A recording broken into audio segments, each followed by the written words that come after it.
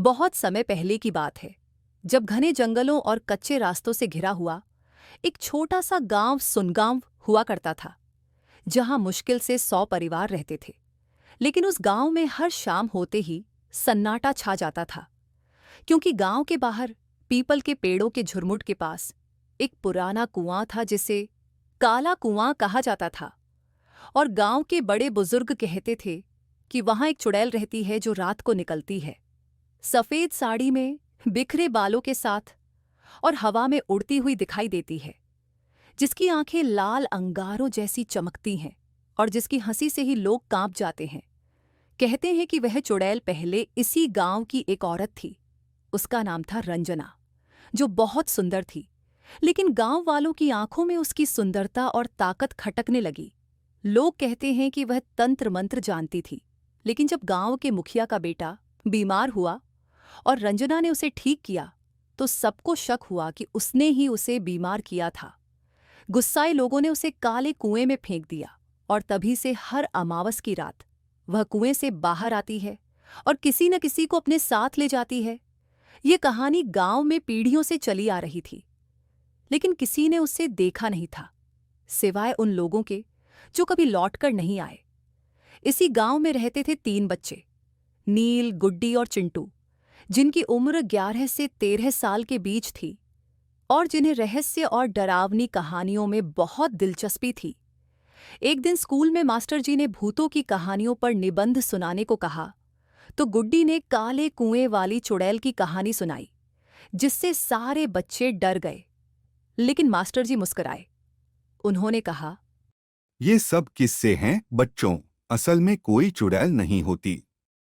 लेकिन गुड्डी का मन नहीं माना। उसने ठान लिया कि वह इस रहस्य का पता लगाएगी। उस रात जब गांव में बिजली चली गई और अमावस की रात थी, नील और चिंटू अपने अपने घरों में छिपकर बैठे थे।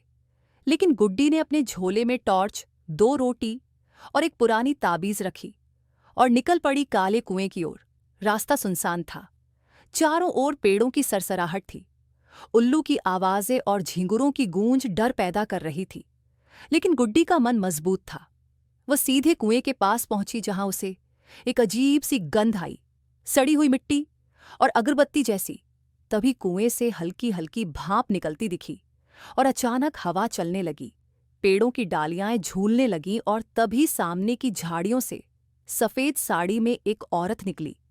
उसके बाल जमीन तक लटक रहे थे और चेहरा साफ नहीं दिख रहा था, लेकिन उसकी आंखें चमक रही थीं। गुड्डी के पांव कांपने लगे।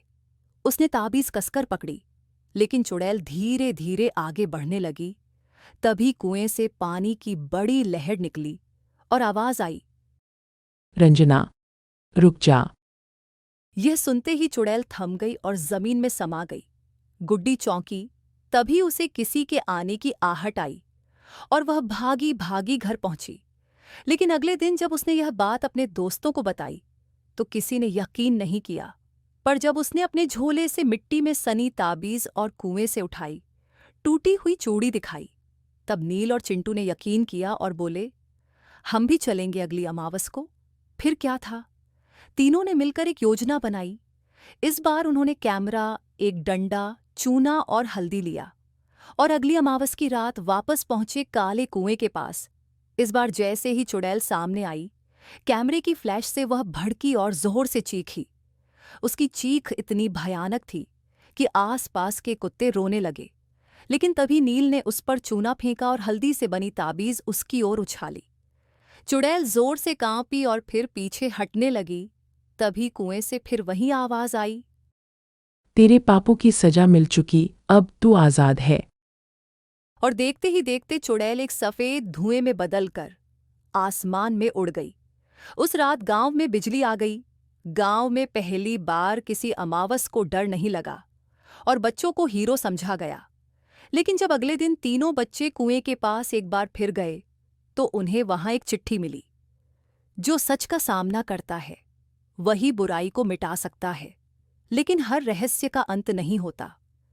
उसके साथ एक काली माला थी जो हवा में धीरे धीरे घूम रही थी। बच्चों ने वे माला स्कूल के म्यूजियम में रख दी और आज भी गांव में बच्चे डरते तो हैं, लेकिन नील, गुड्डी और चिंटू जैसे जिगर वाले बनना चाहते हैं, क्योंकि उन्होंने यह साबित किया कि दोस्ती, हिम्मत और विश्वास से सबसे डरावनी कहानी को भी बदला जा सकता है। कहानी का शीर्षक सच्चे दोस्त साथ हों तो सबसे डरावनी चीजें भी आसान लगने लगती हैं।